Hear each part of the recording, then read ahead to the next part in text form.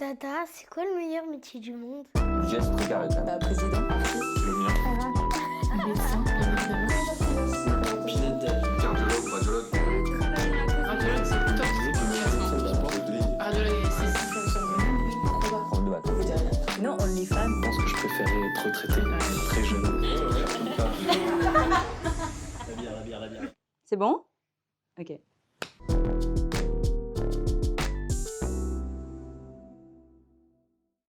Ok, bienvenue à tous pour ce nouvel épisode des podcasts dans le thème des potes emploi.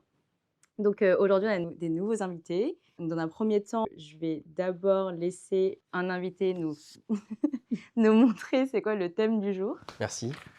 C'est quoi un métier à impact environnemental?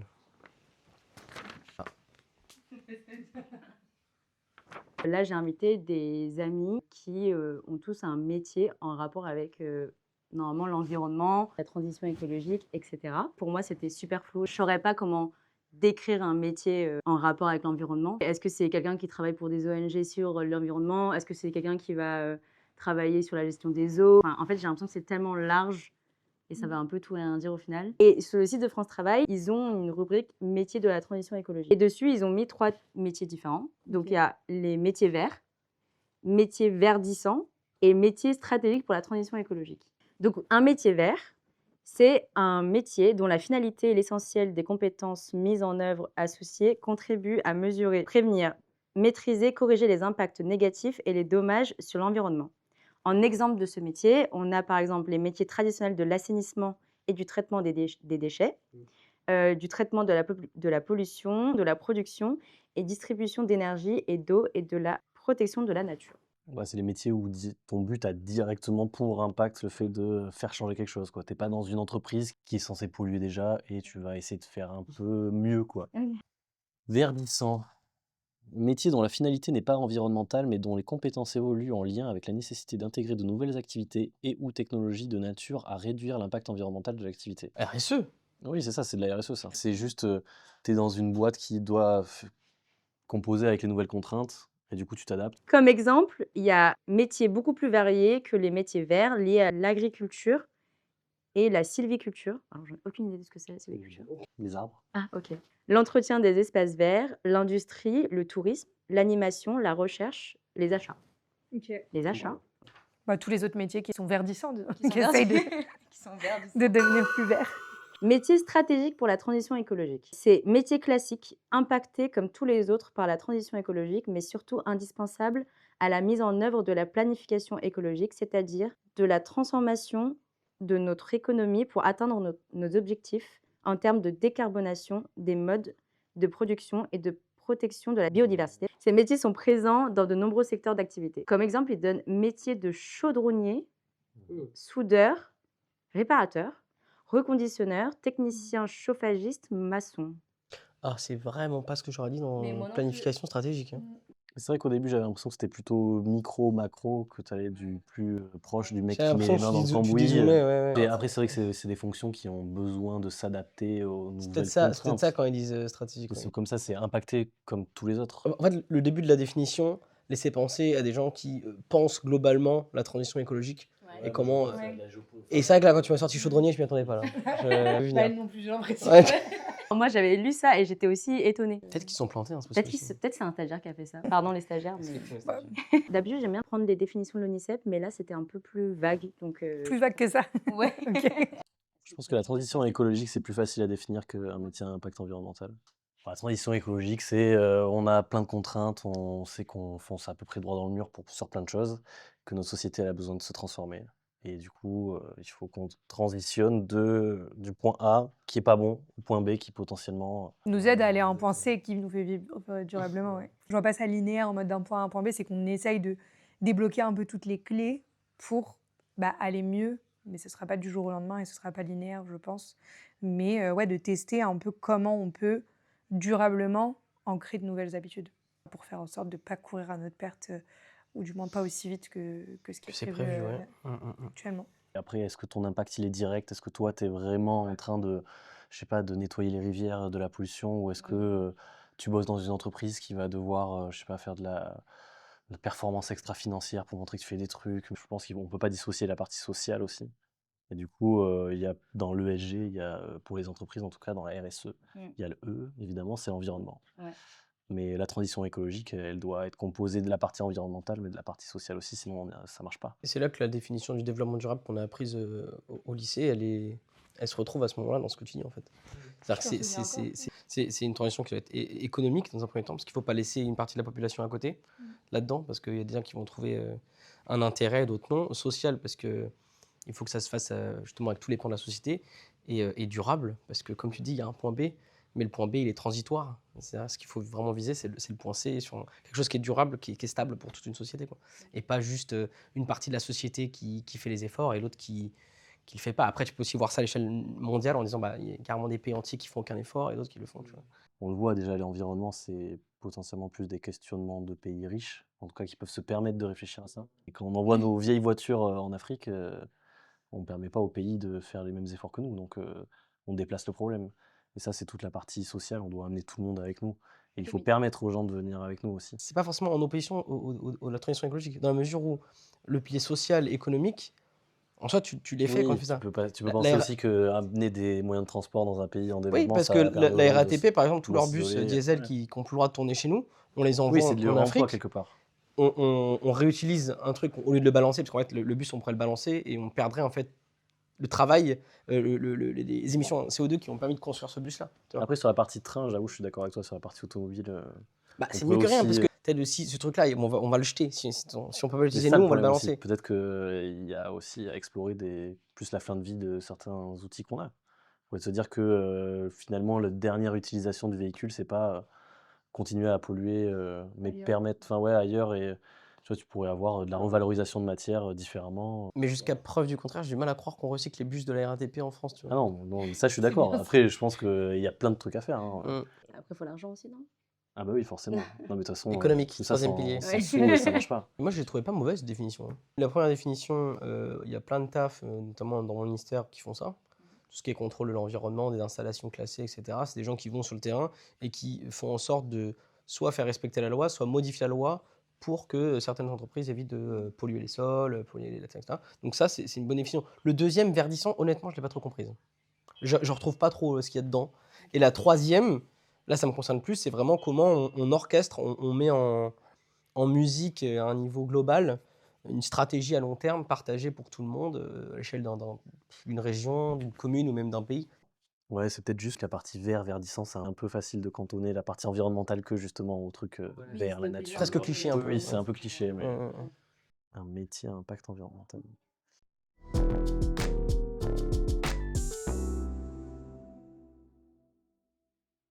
Maintenant qu'on a fait la définition un peu Générique. générique des mots entre guillemets importants, assez importants quand même, je vais vous laisser chacun en quelques mots juste vous présenter rapidement, dire votre intitulé de métier et c'est quoi le but en gros de votre métier. Donc, Yuri, je travaille au ministère de la Transition écologique. L'intitulé de mon poste, c'est directeur de produits numériques.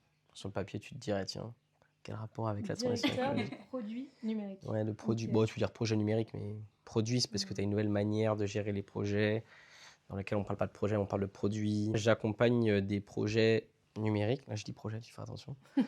En gros, c'est outiller les agents, le citoyen, n'importe qui, pour le faciliter dans sa transition écologique. Et historiquement, il y avait l'État essayait de faire des projets numériques, mais les compétences n'y étaient pas. Et donc, ça donnait des catastrophes financières qui finissaient en canard enchaîné, etc. Alors, bref, c'était mal cadré. On n'avait pas les compétences, c'est-à-dire Malheureusement, le public ne peut pas rivaliser avec les salaires du privé. Et donc, les compétences qu'on a en interne, elles n'étaient pas à jour, elles n'étaient pas machin. Et donc, tu as beaucoup de gens qui se barraient. Et donc, pour cadrer ça, une instance qui est interministérielle a dit maintenant, tous les projets qui dépassent 9 millions d'euros, ils suivent une procédure qui va permettre de vérifier qu'on n'est pas en train de faire n'importe quoi avec l'argent public. En ce moment, c'est la mode de dire l'État il fait n'importe quoi avec l'argent, c'est pas vrai. Il y a plein de procédures de cadre, mais ça, on n'en parle pas. Tu vois, donc, dans ce cadre-là, dès qu'on sait qu'on va dépasser 9 millions d'euros, il faut qu'on s'assure que c'est pas n'importe quoi, que c'est bien cadré, et donc ils viennent me voir, et moi, je les aide à faire en sorte que leur projet se casse pas la gueule. Mais toujours dans le domaine numérique, toi. Numérique, mais c'est appliqué à des problématiques environnementales. Je te donne un exemple très concret. Tu as une loi là, qui est partie récemment à l'Assemblée nationale, en 2023, je crois, 2021. C'était éviter que les sols soient trop artificialisés. Alors, zéro artificialisation nette en France en je sais plus quand. Et donc pour faire ça, comment on fait? Comment on vérifie à l'échelle d'un pays entier, avec les outre-mer, etc., comment on vérifie qu'on n'est pas en train de construire plus qu'il y a de nature? Et ben, pour faire ça, on fait des prises de vue aériennes, on prend de l'IA, on cartographie tout le sol du territoire et après on se dit, OK, on mesure. On fait différents relevés et on voit au fur et à mesure comment ça évolue. Et là, on est capable de dire, bah, en mètres carrés, combien il y a eu de plus de construction, combien de moins. Et comme ça, on peut dire, bah, là, on a 0, là, on dépasse, machin. Et après, on va voir les régions, on va voir les communes, on va voir l'échelle qu'on veut. Et on leur dit, bah, là, en 2 ans, vous avez augmenté. Donc, il faut que vous construisez des parcs, vous rasiez les trucs. Et donc, pour construire cette cartographie, soit tu utilises des photos satellites, bah, c'est nous. Et donc, moi, j'aide le gars qui fait ça, qui vient du métier de l'aménagement du territoire, qui connaît rien à l'IA. Toi, typiquement, j'ai fait des formations en IA, donc je sais ce que je sais. Donc, je peux l'aider, je peux voilà, construire le projet numérique, je l'aide là-dedans. Tu conduis pas directement le projet environnemental, entre guillemets, Non. mais tu vas... Facilite sa mise en place. Exactement. Avec le numérique, du coup. Voilà. C'est là où je dis que c'est stratégique parce que Oui, t'es plutôt dans le 3, ouais. On met des gens dans des cases, man. Voilà, exactement. S'il faut mettre À dans côté une du case. chaudronnier. c'est typique. Bah, c'est pour ça que j'avais du mal à comprendre honnêtement. Là, on a souvent des projets qui viennent me voir en fait. La plupart du temps, c'est parce qu'il y a une loi qui est passée. Genre en gros, les mecs à l'Assemblée nationale, ils se disent ah oui, il faut qu'on fasse, je sais pas, un grand coup. C'est souvent les grands coups politiques, tu vois. Genre là, à un moment, il y avait un ministre, il voulait absolument une application qui te permette de voyager d'un point A à un point B en France avec une seule application. T'es pas sur la RATP, ensuite tu changes de ville, ils ont une autre appli machin. Donc tu vois, c'est souvent un truc très politique. Et après, il faut concrètement comment on va le faire. Et ça, c'est un rapport avec l'écologie? Les transports, ouais.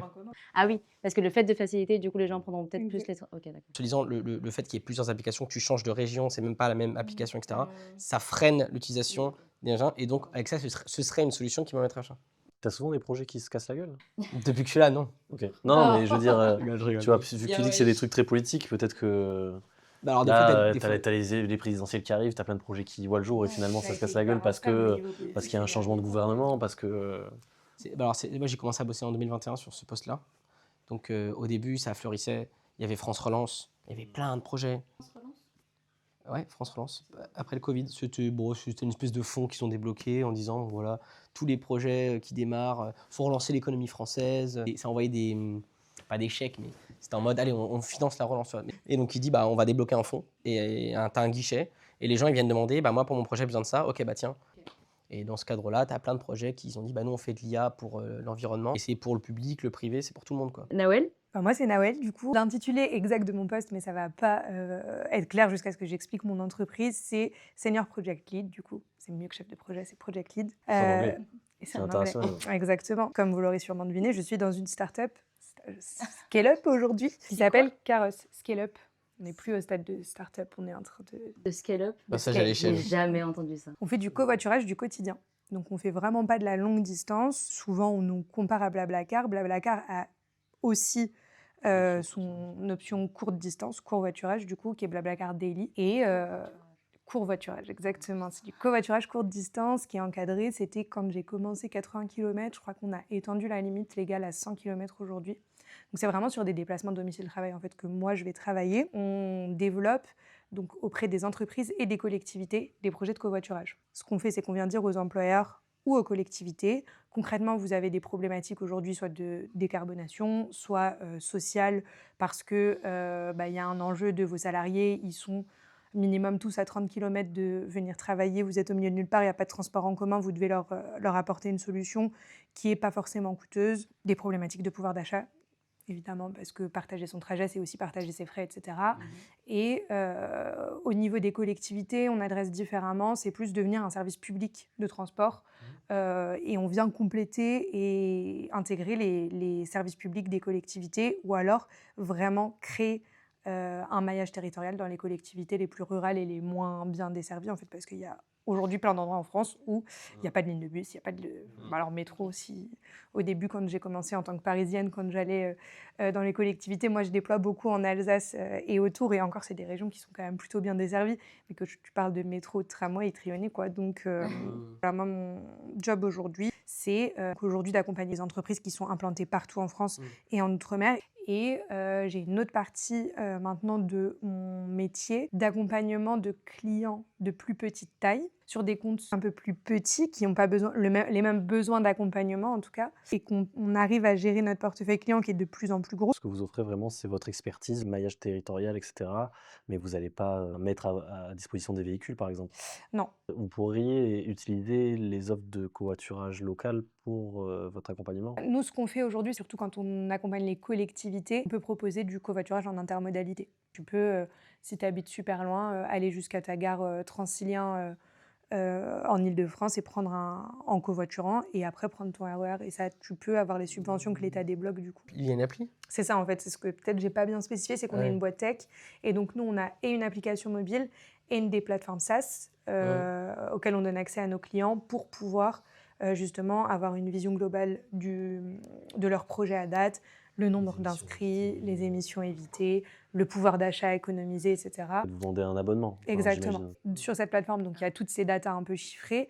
Il y a aussi des kits de communication un peu clés en main par argument qui peuvent donner directement aux salariés. Donc c'est des mails tout prêts, c'est des affiches toutes prêtes. Parce que malheureusement, ce qu'on voit aussi, c'est qu'aujourd'hui dans les entreprises, c'est souvent les pôles RSE ou RH qui vont gérer ce projet. Et en fait, elles ont 1000 autres sujets. Et le covoiturage, c'est clairement pas leur priorité, même si parfois ça l'est. On les accompagne aussi sur des dispositifs légaux qui sont assez récents, comme le forfait mobilité durable, qu'aujourd'hui, c'est une aide que l'employeur peut donner aux salariés qui viennent en mobilité douce. Je sais que nous, par exemple, on en bénéficie nous-mêmes. Pour un nombre de kilomètres par an ou par mois, l'employeur peut t'indemniser parce que tu fais le choix de venir en mobilité douce, sachant que c'est pas imposable. C'est pas imposable. Vous avez un bon taux de réussite quand vous... Moi, quand j'ai commencé, donc il y a 3 ans et demi, c'était plutôt un travail on explique ce que c'est, déjà même pour les utilisateurs lambda, expliquer ce que c'était le covoiturage du quotidien, qu'il y avait des applis qui le faisaient. Mais aujourd'hui, les entreprises et surtout les collectivités sont très très au fait de ce qui se passe. Okay. Nous, on travaille avec l'Eurométropole de Strasbourg, la métropole d'Aix-Marseille, la métropole de Lyon, Grenoble. On est aujourd'hui l'opérateur unique du service d'Île-de-France Mobilité. Il y a peu de métropoles qui ne s'engagent pas. Et après, encore une fois, c'est aussi une question de budget, de moyens et de comment on alloue ses efforts. Mais pour les entreprises, ça reste une solution de facilité, d'investissement et de ce que ça leur rapporte derrière RSE. Il y en a beaucoup, moi, de mes clients qui me disent, en fait, moi, je le fais juste histoire de dire que je propose quelque chose et ça ne m'intéresse pas forcément. Et il y en a derrière qui ont vraiment envie de déployer un vrai projet et qui y croient, quoi. Est-ce que tu fais un lien entre la vision politique de certaines collectivités et le fait qu'ils adoptent plus ou moins ton projet ? Là, par exemple, pendant les municipales, oui, clairement, ça a été un enjeu. Et nous, c'est aussi un argument fort de dire, vous ne pouvez pas couper le service tout de suite. Il y a les élections municipales, ça n'envoie pas le bon message, etc. Nous, nos arguments actuellement pour nos partenaires, c'est de dire, vous voulez revenir sur aujourd'hui la manière dont vous subventionnez le covoiturage, mais ce n'est pas le bon moment parce qu'on est en pleine période de hausse de carburant, on ne sait pas quand est-ce que ça va se terminer. C'est des arguments, en fait, où post-élection, ils sont hypersensibles parce que tu as peur de froisser, que ce soit même tes salariés, hein, en période tendue dans une entreprise, dire du jour au lendemain, on coupe un dispositif de covoiturage qui permettait à peut-être qu'une trentaine de salariés, mais de faire des économies de 120 € par mois, c'est pas négligeable. C'est fait, Félix? Moi, c'est Félix, du coup. Moi, l'intitulé de mon poste, exactement, c'est chef de projet tri et réduction des déchets. On s'occupe d'aider d'autres structures, donc du privé, à se mettre en conformité réglementaire par rapport au tri des déchets. On arrive sur plein d'établissements, par exemple, où ils n'ont pas le bac jaune que vous avez à la maison, par exemple. Donc ça, c'est pas conforme. Et ils s'exposent à des amendes. Donc c'est très souvent l'aspect financier qui amène ce projet-là, évidemment, qui est en fait en lien avec la partie réglementation. Moi, j'arrive juste après la partie commerciale, donc ils vendent une prestation Take-Away. Je me déplace, je fais un diagnostic. Donc je viens avec mon petit crayon et mon stylo, je prends des photos, je parle avec eux. Alors ça peut être plein de trucs différents, ça peut être des cliniques, ça peut être des hôtels, plein d'établissements de santé, mais EHPAD, résidences seniors, etc. On commence à ouvrir un peu la partie distribution, pesto mobile, garage. Donc en fait, on peut y avoir des DASRI, donc c'est les déchets d'activité de soins à risque infectieux. Oui. Donc voilà, ça c'est très spécifique. Il peut y avoir des déchets dangereux, des batteries, voilà, des pièces endommagées automobiles. Donc c'est très très vaste. Tout le monde est concerné. Nous, des déchets, il y en a partout. Et donc moi, mon but, c'est de faire cette analyse-là. Ensuite, de consulter d'autres prestataires de collecte et de dire, actuellement, vous avez ces filières qui sont en place, ça vous coûte tant. Pour être en conformité, il faudrait mettre ça en place. Je remets en concurrence vos contrats. En général, facilement, on arrive à trouver des économies parce que la plupart du temps, ils sont allumés, les gens. Et c'est aussi ça que vendent les commerciaux, c'est qu'ils vendent des économies. Parce que au vu de notre connaissance sur le territoire, etc., de tel prestataire, on sait que si on remet en concurrence, on peut arriver à tel tarif de collecte, donc ça va vous présenter tant d'économies par an. En gros, c'est une tripartite. C'est ça. La boîte qui a des déchets, Ouais. ceux qui payent pour ramasser leurs déchets, et Et nous. Félix qui arrive qui leur dit, eux, ils sont en train de t'arnaquer. Ouais, en gros. Bon. Je grossis le trait. Pour expliquer comment on se fait des sous aussi, c'est que on vend un abonnement.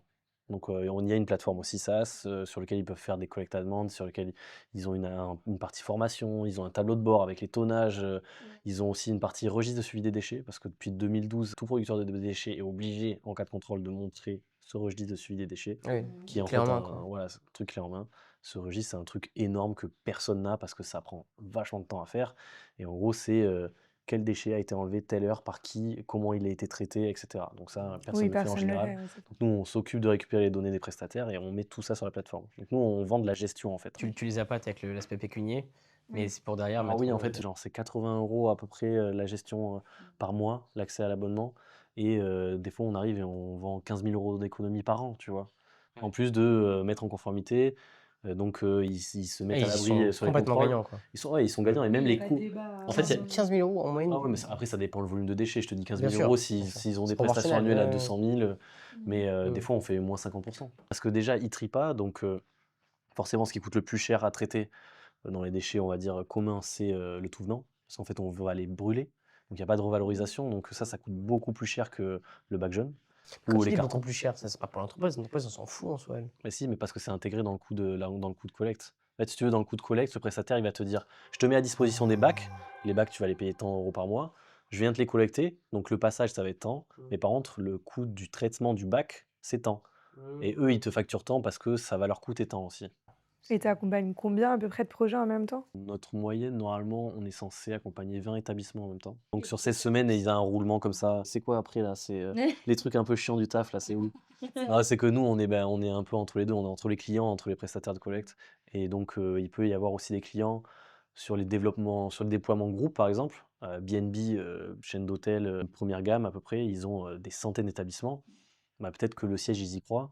Mais par contre, quand ils disent au mec de Dijon, J'ai les mêmes problématiques. et ça. lui, peut-être qu'il s'en fout en fait. Et du coup, il va pas t'aider. Et vous existez depuis combien de temps? Depuis 2018. Ok, ouais, donc c'est pas vieux. Et avant ça, je pense que ça peut être intéressant aussi. Moi, je bossais dans la RSE du coup, un peu plus, voilà, dans la banque de Renault. RSE dans la banque. Oui. Voilà, et dans l'automobile. Non, mais j'en ai Non, mais beaucoup. RSE dans la aussi. banque et dans l'automobile. Et dans C'est aussi, l'automobile, c'est ouais. notamment pour ça que je suis parti. C'était une bonne, c'était un bon tremplin, une bonne école à un moment, et après, Mais c'est bien de voir de l'intérieur aussi. oui, c'est bien. C'est bien, mais T'es mieux maintenant. voilà.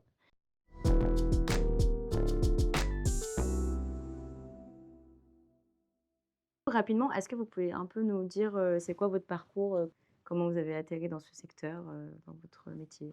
Bac S, classe préparatoire grandes écoles, école des mines de Douai, avec un cursus ingé fonctionnaire. C'était très nice, j'étais payé pendant mes études.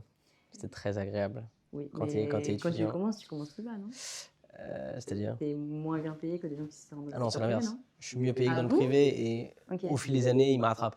L'État, il a besoin de sécuriser des profils intéressants pour son développement parce que de base, ils savent très bien qu'on va être moins bien payé que dans le privé. Du coup, pour t'attirer un peu, il y a ce truc de pendant l'école, on te paye l'école, on te met bien. Et les premières années, bon non, parce que moi ça me va de travailler pour le public, je trouve que c'est des valeurs intéressantes. Je dis pas que le prix c'est pas intéressant, mais en l'occurrence, moi ça me parlait, donc j'ai fait ce choix-là.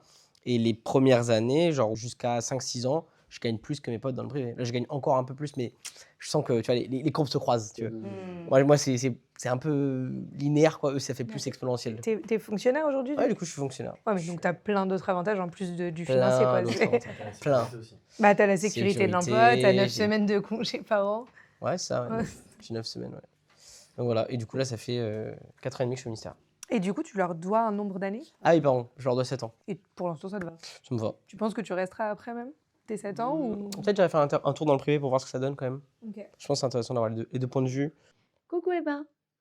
T'inquiète, tu peux venir intégrer la vidéo. Je vais te présenter à à la communauté. Du coup, ma belle, je te laisse t'installer ici avec nous. Bienvenue Emma, du coup, qui nous rejoint au milieu de Le la happening. vidéo. Je viens de demander chacun leur intitulé de métier et ce qu'ils font dans le domaine de l'écologie. Est-ce que toi, en quelques mots, là, tu pourrais un peu nous expliquer juste ton métier et le rapport avec l'écologie, équité aussi, du coup. Je m'appelle Emma, j'ai 27 ans. Je suis ingénieure dans le calcul de structure. J'ai travaillé avant dans le nucléaire et maintenant je travaille dans le domaine de l'acier, toujours dans la construction.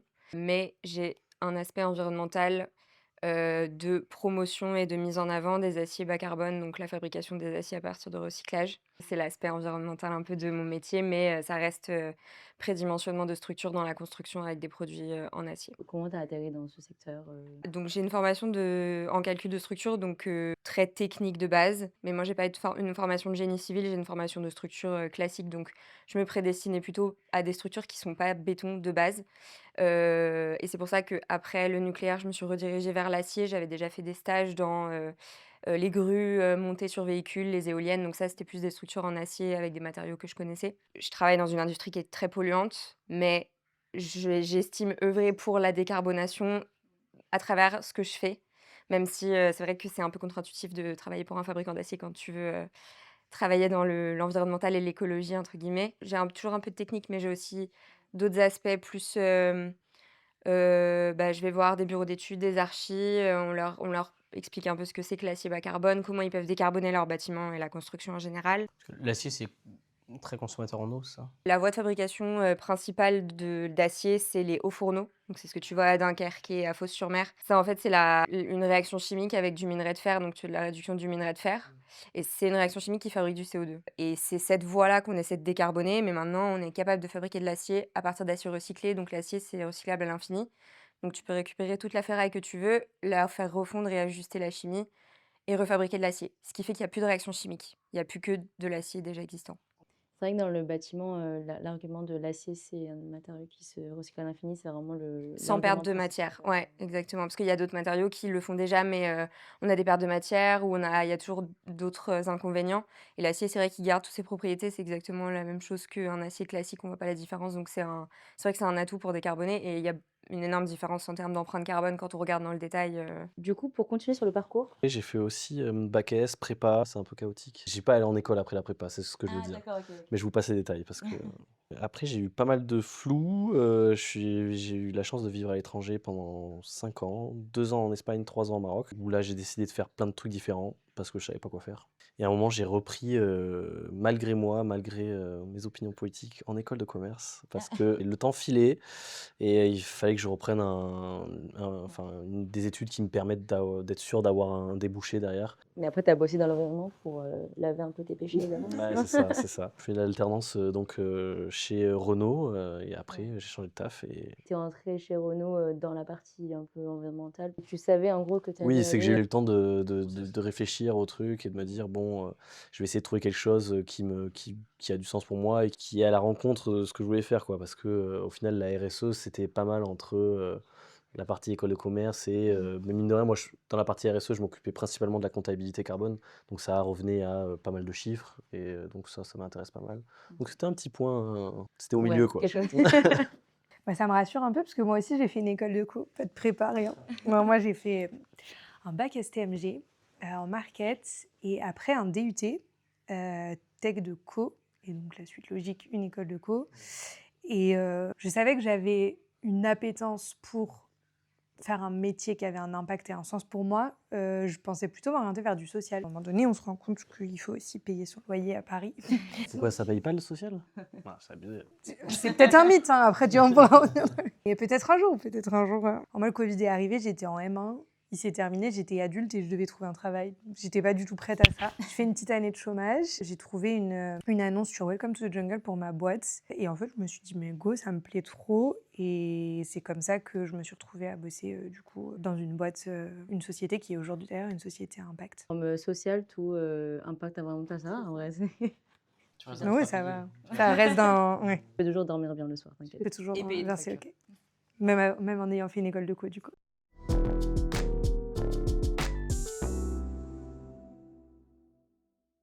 Pour cette deuxième partie, je vais poser à chacun une question. Après, les autres, vous pouvez réagir, dire si vous êtes d'accord ou pas d'accord. Emma, c'est quoi tes missions principales et à quoi ressemble une journée type pour toi? J'ai pas mal de missions différentes. J'ai toute une partie assistance technique prédimensionnement au bureau d'études. Donc là, c'est vraiment la partie technique, calcul de charpente, de plancher et tout ça, tout en incluant les aciers bas carbone là-dedans. Donc ces calculs-là, ils sont souvent suivis d'une comparaison assez rapide d'empreinte carbone de la structure. Donc on va prendre un bâtiment de base qu'on va nous fournir. On va proposer une variante optimisée structurellement et en termes d'impact environnemental et on va comparer l'empreinte carbone des 2 variantes. Parce que pour nous, l'intérêt, c'est pas de forcer et de mettre de l'acier partout, c'est d'en mettre où c'est pertinent pour avoir des bâtiments qui sont durables et le faire de manière intelligente. Après, il y a aussi, toute une partie où il y a toute cette promotion, où j'ai souvent des rendez-vous externes avec des bureaux d'études, des architectes, des maîtres d'œuvre, des maîtres d'ouvrage, pour leur parler de l'acier bas carbone, pour leur expliquer ce que c'est, concrètement en termes d'impact carbone, ce que ça change par rapport à un acier classique, ce qu'il existe comme documentation disponible dans le cadre de la RE 2020. Donc ça, c'est toutes les documentations françaises et qui cadrent cette empreinte carbone de nos produits. Donc ça, c'est toute la partie présentation. Et après, j'ai aussi, en externe, on a pas mal de salons, on a des choses comme ça. Puisqu'on est fabricant d'acier, on va pas vendre directement de l'acier à nos interlocuteurs. Nous, notre rôle, c'est simplement de donner les bonnes infos à tous ces acteurs-là de la construction pour qu'ils construisent le plus durablement possible. Et donc, du coup, vous aussi, il y a un peu cette dualité sur vous faites un peu d'abord quelque chose d'assez technique et ensuite. Il y a un peu d'offre de service, c'est-à-dire qu'il y a un peu de mise en valeur de l'existence de ce truc-là. Bon, le projet, pour éviter que l'argent de l'État soit balancé par les fenêtres, Oui. il y a une procédure qui vise à encadrer les projets qui dépassent 9 millions Oui. pour s'assurer qu'ils ne font pas n'importe quoi et qu'ils vont bien rendre un service public à la fin, un truc qui va servir à quelque chose. Des fois, la conclusion de l'étude que je mène, c'est ça sert à rien Ah, ok. et on le fait pas. Donc, cette procédure-là, elle est obligatoire. Mais il y en a qui peuvent se dire, je pas envie de la faire parce que c'est contraignant. Parce que ça se trouve, la conclusion, c'est que mon truc sert à rien. Et donc, des fois, ils font genre, on ne sait pas ce qui se passe.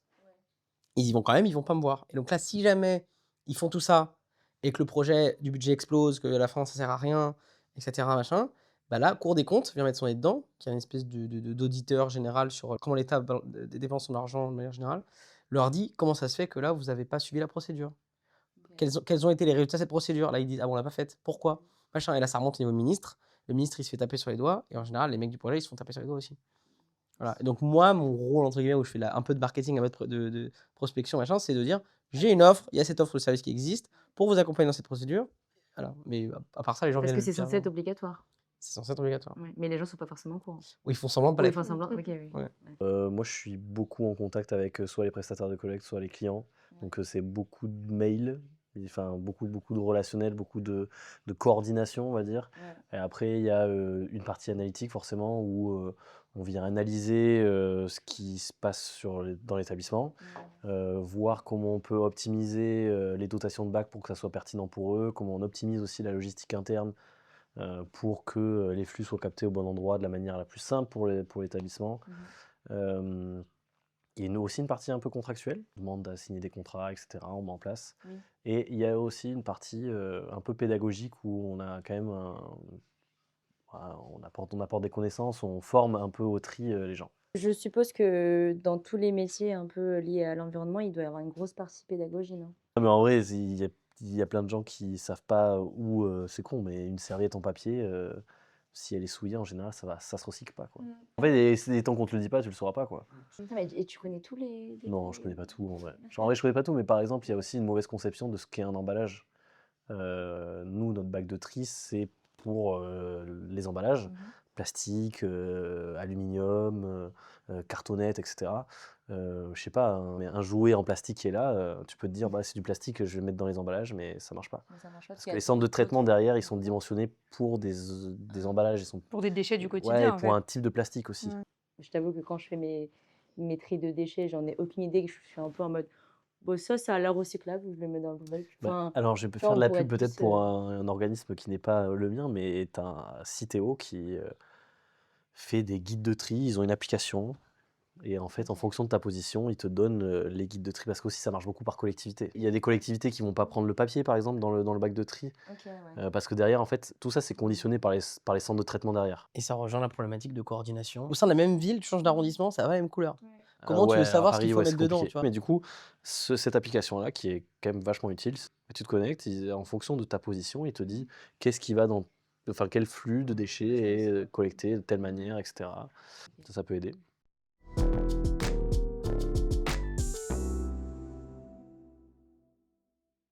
Féfé, du coup, c'est quoi les clichés de ton métier? Moi, c'est les clichés que j'ai entendus, tu vois, mais je vais pas avoir de problème avec vous.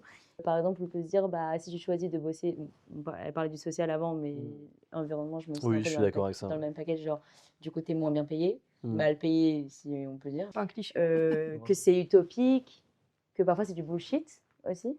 Mal payé, je pense que globalement, plus tu fais du bien à la société, moins on te paye. Ouais, clairement. Après, forcément, il y a la différence entre les acteurs privés et les acteurs publics. La partie bullshit, je pense que déjà, globalement, il y a plein de bullshit jobs, au-delà juste du bullshit de l'environnement, greenwashing, etc. Ouais. Donc si tu enlèves ça et que tu parles que de la partie environnement, bah, moi, c'est notamment pour ça que j'avais changé et que je suis passé de chez Renault à... Encore une fois, je dis la banque de Renault. Je dis Renault pour vulgariser, mais c'est vraiment la partie banque surtout. Euh, Parce que pas assez concret pour moi, je chapeautais des trucs de loin, je faisais en sorte de faire remonter des informations au-dessus de moi et puis après, Advienne qui pourra. voilà quoi. C'est ça qui m'a fait changer d'entreprise. Là, j'ai moins ce côté-là, parce que je me déplace déjà sur place, je parle aux gens, ça c'est vachement plus concret. C'est plus concret, mais je suis moins bien payé. Ok. Voilà. Là, pour le coup, tu sens qu'il y a vraiment un impact. On détourne à peu près 21 000 tonnes de déchets par an. Ok. Donc qui doit aller dans le tout venant, qui va dans le centre de tri, tu vois. Je m'en rends pas compte. Énorme, C'est 21 énorme. tonnes. C'est Une voiture, énorme. une voiture Ouais. c'est une tonne. Tu faisais pas ce genre de calcul quand tu travaillais chez Renault? Donc, calculer des choses pour mettre en place des plans de réduction qu'on envoyait au bureau dans les pays, mais après c'est eux qui mettaient en application. Oui, donc tu savais pas Et trop ce qui se non, passait. et puis en fait c'est trop difficile de faire des plans de réduction pour quelqu'un qui est en Hongrie et l'autre qui est en Argentine. Enfin, tu t'es obligé de composer un peu avec les politiques locales, etc. Et ça, nous on était trop loin de tout ça. Et moi ça me frustrait en fait. Renault, bon, eux, enfin moi en tout cas, la partie banque, ils finançaient des véhicules. Oui. Déjà, rien que le business model du truc, il te permet pas forcément de faire des folies en termes d'environnement. La taille des structures joue aussi. Ouais. Plus une structure est grosse, plus tu te perds en fait. Bah, moi, je l'ai vu rien qu'en 4 ans, je suis arrivée, on est passé de 35 à plus d'une centaine dans plusieurs pays européens. Et évidemment, on garde ce cœur on est là et on est lié pour une même mission et avancer vers la même chose. Mais à un moment donné, tu peux t'embauches aussi des gens qui sont peut-être là pour d'autres choses, parce que passer d'une start-up à une scale-up, comme on disait tout à l'heure, ça intéresse aussi certains profils dont on a besoin pour structurer, parce que quand tu grossis trop vite, tu peux vite courir à ta perte et on en a parfois fait les frais. Et donc parfois, tu peux aussi t'éloigner, oui, quand ta boîte grandit, des valeurs de base où quand on était 30, on savait qu'on était tous là pour la même chose et pour les mêmes objectifs. C'est difficile aussi de confronter sa vision perso et ses efforts parce que moi je fais le tri à la maison. Bon, ouais, franchement, à l'échelle d'une entreprise, c'est forcément différent. Mais moi je me rends compte qu'en fait, en faisant le tri, le compost, machin, etc., on a aussi la chance d'être dans une commune qui nous met ça à disposition.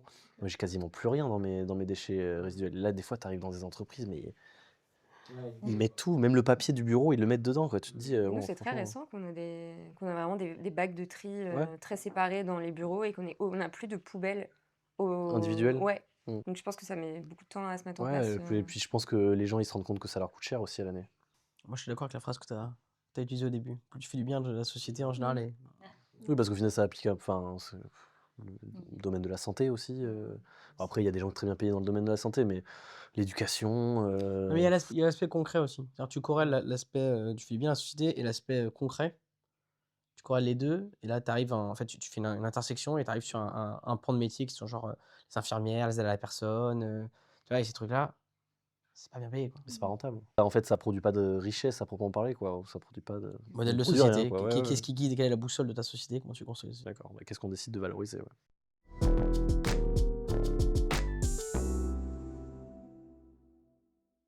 Yuri, penses-tu avoir un impact concret grâce à ton travail sur l'environnement? Je pense que malheureusement, la couche stratégique, c'est justement la couche où tu as le moins de concret. Tu vois. Je peux difficilement dire ça. Je suis dans un bureau à la Défense, j'accompagne des projets numériques, si tu veux, l'impact, l'exemple de la mesure de l'artificialisation des sols, bah, je vois le projet à la fin, je vois les résultats, je vois le déploiement du projet dans les territoires, auprès des régions et tout, qui vont l'utiliser pour mettre en place je sais pas, des projets locaux dans une région parce qu'ils ont besoin de recréer un peu de nature. Mais si tu veux, je suis tellement loin que c'est compliqué de... J'ai un peu une petite conviction que on peut tous faire autant d'efforts qu'on veut. L'acteur principal, pour moi, qui peut faire quelque chose réellement sur l'impact écologique, c'est clairement l'État. Tu représentes un peu l'État, du coup. Tu es un peu le ministre de l'économie. Non, mais ce que je veux dire, c'est Encore. que le fait de pouvoir bosser pour la structure Non, bien publique sûr. qui est le ministère, pardon, de la transition écologique, c'est comme ça qu'on appelle. C'est ça. Enfin, ils changent Euh, beaucoup de nom là, ces derniers temps avec les remaniements. C'est qui votre ministre? Oh la honte. C'est... Attends, bouge pas. Il l'a pas. Mais donc, pour te répondre, j'ai un peu du mal, moi, à voir ça. Ouais. Ok. Facilitateur aussi, c'est aussi. Oui, mais je suis trop loin. Il y a des métiers au ministère, comme je disais tout à l'heure, où tu as des gens, ils vont sur le terrain, ils vont voir les entreprises, ils vérifient qu'elles ne sont pas en train de polluer. Quand ils voient qu'il y a, par exemple, le rôle d'inspecteur de l'environnement, quand tu vas voir ces boîtes-là, ils font respecter la loi, donc ils ont une espèce de cahier des charges, de trucs, genre, je sais pas, vous avez... dans le cadre du nucléaire, tu vois, quand tu vas voir des cliniques, tu vas t'assurer que l'épaisseur en plomb entre la personne qui se fait irradier et les gens qui font la manipulation, il y a bien suffisamment de plomb pour protéger la personne des radiations. Bon, bah ça, c'est un inspecteur qui va sur place, qui vérifie ça. Et à force de travailler, des fois, il peut se dire, bah tiens, on ne calcule pas ce qui passe à travers la vitre. Je dis une bêtise. Donc là, il va faire remonter, on va faire changer la loi avec des amendements et tout, pour améliorer la qualité de vie, la protection des populations, etc. Donc là, ces gens-là, ils travaillent au ministère, ils ont un impact réel. Ils protègent, tu vois, ils font en sorte que la vie pour le citoyen, in fine, soit meilleure. Et moi... Mais après, sans toi, ils n'y arrivent pas aussi. Donc, Oui, c'est tu peux juste dire que tu ça, mesures tu pas peux le tirer bon... le fil et dire que... Non, mais c'est parce qu'on ne mesure pas le bon indicateur. Si là, on parle vraiment d'impact environnemental, d'accord, c'est pas toi qui as rendu l'artificialisation des sols nette à 0, etc. Concrètement, tu vas pas aller le voir. Oui, tu vas dire, tu Mais les outiller pour que oui, voilà. les Si populations, on les mesure collectivités... plutôt le nombre de projets que tu as permis de faire aboutir, Oui, c'est vrai, tu peux le voir comme ça. C'est un peu cru, mais est-ce qu'on aurait pu se passer de toi, tu vois? faut dire non, faut dire non, faut dire non. Qui peut Qui la est dire que, indispensable dans ouais, son boulot aujourd'hui? Toi? Je sais pas. Ouais, certainement pas. On peut sûrement se passer de moi, je pense. Quoique, je peux peut-être faire gagner des millions d'euros à l'État, tu vois. Mais du coup, là, on sort dans l'aspect environnemental. Oui, non. Non, Mais ça je ne peux, m'intéresse mais pas. je peux faire... Moi, je sers à rien. Moi, je le vois un peu concrètement quand même. Parce que en plus, j'ai tout l'aspect chantier, donc je peux aller sur le chantier à la fin et voir le design qu'on a proposé, s'il a été mis en œuvre. Et en ayant regardé un peu l'impact environnemental de la structure, je sais ce que j'ai permis de potentiellement d'économiser. Sinon, de toute façon, dans l'année, ils auraient construit ces mêmes bâtiments, mais avec des matériaux avec beaucoup plus de... Oui, initialement, il y a un design qui est prévu, qui est plus ou moins optimisé. Nous, on propose des variantes ou pas, mais qui en général sont beaucoup moins émissives en CO2, puisque c'est quand même le but. Et si ça aboutit, bah là, concrètement, oui. Après, à l'échelle du bâtiment en général, enfin nous, on intervient sur un lot spécifique du bâtiment, pas forcément, ou deux, mais voilà. Si mes variantes sont acceptées, si le projet aboutit, bah, je peux voir vraiment le résultat du travail et ce qu'on a pu faire. Ouais. Ouais, je suis assez d'accord. Moi, je trouve que c'est aussi assez concret ce que je fais. Nous, on a des données, un peu comme tu disais, très chiffrées. Donc, sur les projets que j'accompagne aujourd'hui, je vais savoir concrètement combien de tonnes de CO2 ce projet a permis d'éviter, combien de pouvoir d'achat ça a apporté aussi aux personnes qui ont utilisé l'application, qui covoiturent au quotidien. C'est aussi un changement d'habitude. Donc, en fait, c'est aller sur le terrain. Alors, je prends des retours concrets d'utilisateurs, de dire, bah, en fait, nous, on avait 2 véhicules pour notre foyer, le covoiturage, ça nous a permis d'en vendre un. Et ça, c'est des choses qui sont non négligeables. Alors oui, ça reste une goutte d'eau dans l'océan, mais je pense dans ce cas-là, comme tout, il y a personne qui change le monde au global, mais d'avoir des retours très concrets, Avec des chiffres et tout. avec c'est des surtout chiffres, ça. que ce soit des clients, d'utilisateurs, de voir que ça aide, tu te dis que tu as un impact, même si parfois tu aimerais aller beaucoup plus loin et tu aimerais un peu secouer tes clients et leur dire mais non, mais allez-y, continuez, embrayez. Je sais que le covoiturage, c'est pas le pilier qu'on a le plus envie de mettre en avant dans son entreprise, mais en fait, ça aide sur plein de choses. Et là, par exemple, on nous demande de plus en plus d'intervenir pour des journées de sensibilisation sur la route, en fait. Parce qu'on se rend compte que le covoiturage, partager son trajet du quotidien, même une fois ou deux par semaine, ça fait baisser les risques d'accident parce qu'en fait, bah, on est plusieurs au volant, on peut alterner de temps en temps, le lundi c'est toi, le mardi c'est moi, et donc moins de fatigue, plus de sociable. Donc oui, moi je trouve ça relativement concret. C'est un peu proportionnel. Enfin, soit il y a des impacts que tu peux voir beaucoup plus rapidement, mais du coup, ça a des impacts peut-être un peu moindres en termes de réduction de CO2 ou ce genre de choses. Et puis, il y a des projets qui vont être conduits sur beaucoup plus de temps, donc tu auras moins l'occasion de voir l'impact immédiat, mais ça va peut-être des sujets qui vont être un peu plus étendus sur l'échelle nationale. C'est intéressant de mettre en perspective aussi tes attentes, quoi. Parce que en fait, tu peux avoir un impact concret minime, mais peut-être que si c'est ça que tu veux, ça va te convenir. Donc, c'est intéressant aussi de voir que bah, si toi, dans ton état d'esprit, tu te dis, bah, moi j'ai envie de sauver le monde, et peut-être que ton impact, si tu vas jamais le trouver concret et que tu vas passer ton temps à être frustré, etc. Mais voilà, c'est tout ce que je voulais dire. Ouais, c'est super intéressant, merci.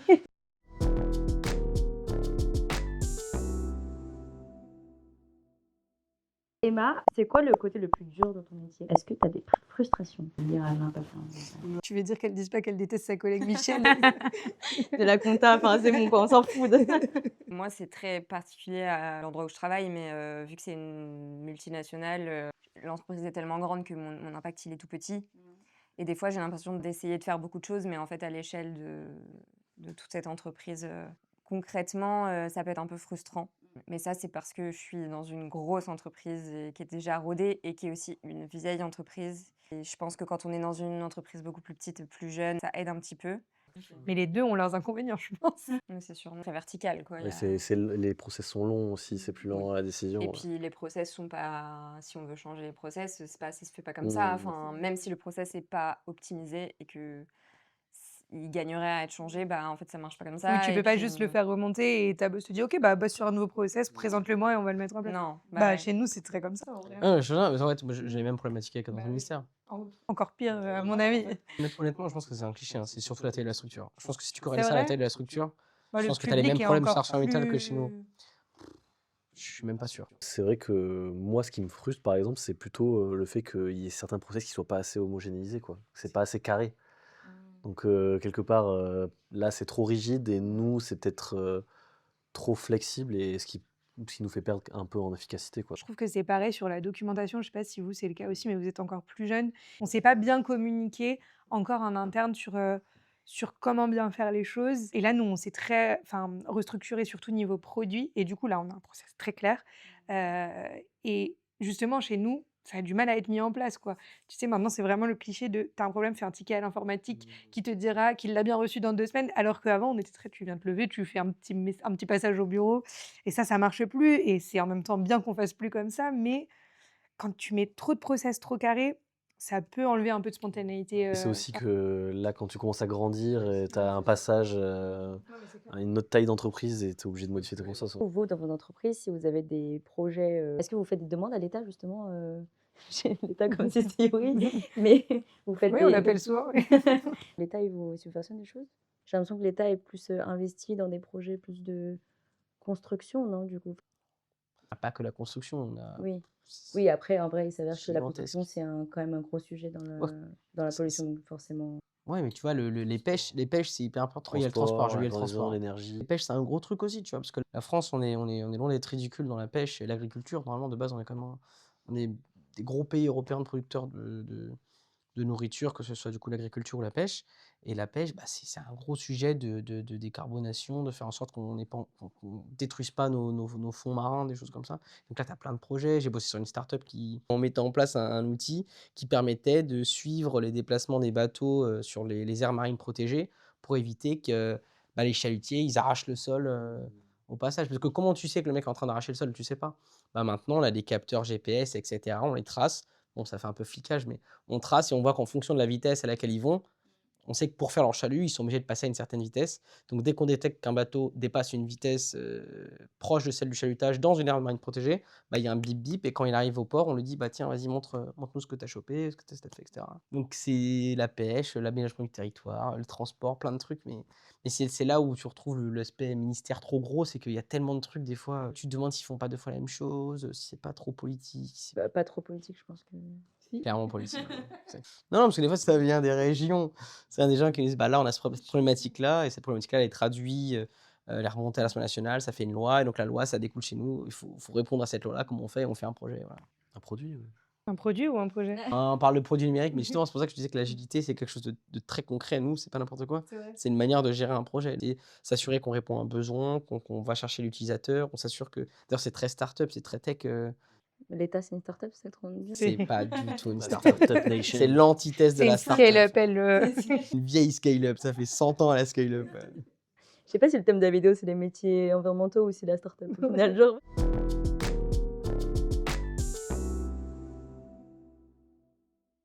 Dernière question pour tous, du coup. Est-ce que vous conseillerez ce secteur aux jeunes d'aujourd'hui? Comment on Les peut dire métiers ça? Les environnementaux. métiers à impact environnementaux.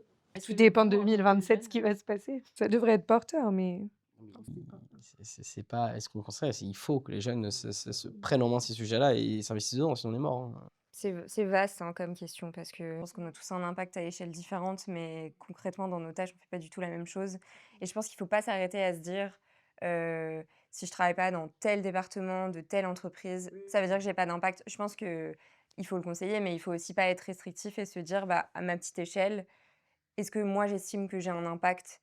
Et si on s'y trouve, bah, bien sûr qu'il ne faut pas hésiter à se lancer. Je pense que le plus important, c'est d'avoir la sensibilité, de se poser la question, de remettre en question des choses, etc. Après, si tu as l'opportunité et si ton parcours t'a amené à, parce que franchement, il y a aussi le parcours, enfin, des fois, tu peux être amené naturellement, tu rencontres quelqu'un, etc., à pouvoir y participer dans ton travail, d'accord, mais après, tu as toute la partie perso aussi. Tu peux rejoindre des assos, tu peux faire attention chez toi, tu peux en parler autour de toi, tu peux voter bien. après, oui, il faut qu'il y ait des jeunes qui s'engagent, effectivement, c'est nécessaire. C'est ce qu'on disait tout à l'heure, c'est que c'est plus compliqué que juste travailler dans le département RSE ou machin.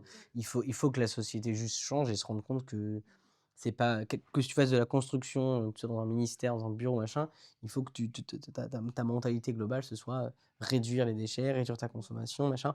Penser à recycler des trucs, réutiliser des vêtements, ne pas acheter tes trucs qui Mais vont rien se que taper. réfléchir en faisant les choses, en fait, je trouve que rien que ça, pour certaines personnes, c'est bien, tu vois, sensibiliser des gens qui commandent tous les jours sur Amazon, pas leur dire ne le fais plus du tout et devenir hyper drastique, tu vois, mais au moins, bah, quand tu le fais, tu sais ce que tu fais aujourd'hui, tu vois. Comme voyager, en fait. Juste se dire aujourd'hui, est-ce que j'ai envie de m'interdire de voyager, de prendre l'avion pour découvrir le monde? Oui ou non, ça, c'est chacun sa réponse, mais au moins savoir l'impact que tu as quand tu réserves un billet d'avion demain et quand tu décides de faire un voyage, tu vois. Tu vois, c'était une idée de loi à un moment, parce qu'on a l'aviation civile aussi chez nous, on a beaucoup de trucs, hein, putain.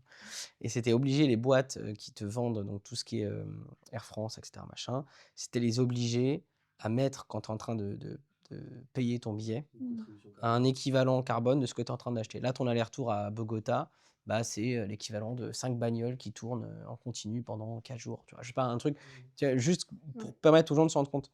Bah, ça, rien que de faire ça, c'est un enfer parce qu'après ils appellent, ouais, mais vous vous rendez compte, vous êtes en train de flinguer la concurrence parce que les boîtes étrangères qui vendent des billets en France, bah, elles vont pas être obligées, machin, tu vois, c'est hyper complexe. En tout cas, il y a de l'avenir, en tout cas. Il y a matière à faire. Ça dépend de ses attentes. Si on veut être payé 100 000 euros par mois, je pense qu'il faut pas faire ça. Bon, même par an, hein. Ouais, même par an. Mais c'est un métier d'avenir, oui, c'est sûr. Ouais. Il y a plein de trucs à faire et je pense que dans 10 ans, on aura d'autres contraintes, d'autres problématiques et on aura besoin d'autres cerveaux pour réfléchir à d'autres trucs. Mais si tout va bien, si le monde change dans le bon sens, au contraire, ce seront les métiers qui seront les mieux payés. Parce que c'est là où on aura besoin de matière grise, de gens qui réfléchissent, qui bossent et tout. Faut le voir comme ça, faut être positif. Non, bien sûr, bien sûr. Moi, j'avoue, je suis un peu Faut pas dégoûter les pessimiste. Je suis un peu cynique et pessimiste, mais oui. C'est déjà bien, je trouve qu'on a déjà fait un pas par rapport aux générations de nos parents. Hein, on s'y intéresse un peu plus naturellement que les autres générations, c'est déjà bien. Parce que nous, on n'était pas forcément prédestinés à s'orienter vers ces secteurs-là. Ouais, c'est venu plus tard. C'est La venu avec conscience aussi collective. notre construction personnelle et nos ambitions personnelles et nos convictions. Pour être aussi positif, c'est déjà bien qu'on ait ce genre de département qui se crée. Ça n'a pas été le cas. Ce genre de podcast. Ce genre de podcast. Je trouve, moi, que ça peut parfois aussi un peu biaiser parce que justement, je suis dans un environnement très start-up avec que des gens jeunes qui ont envie de changer le monde. Et parfois, tu oublies un peu la réalité de ce qu'il y a dehors, quoi. Enfin, moi, dans ma boîte, peut-être pas la moitié, mais je dirais bien 45% sont full végétariens. Il y en a plein qui prendront plus jamais l'avion de leur vie.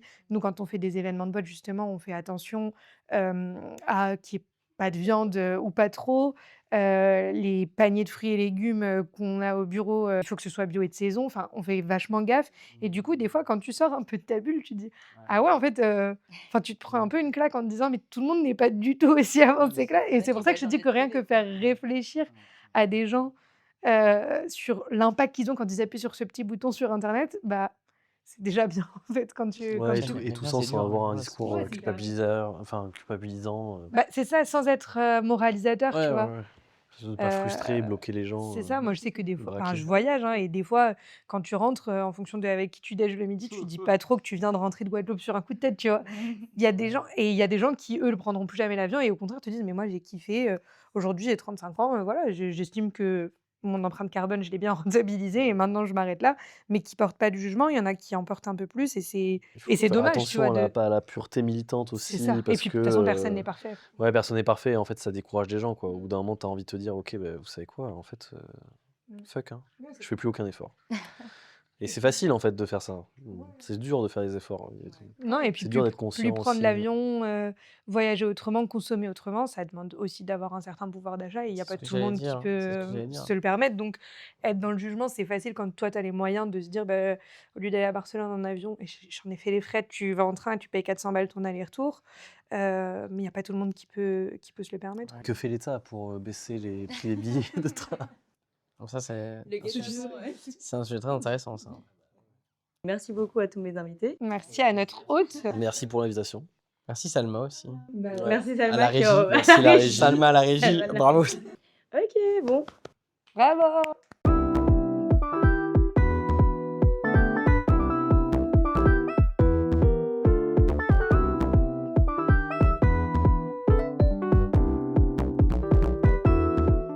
Allez, c'est fini, on plie. C'était un rite de fin. Et on se retrouve au prochain podcast.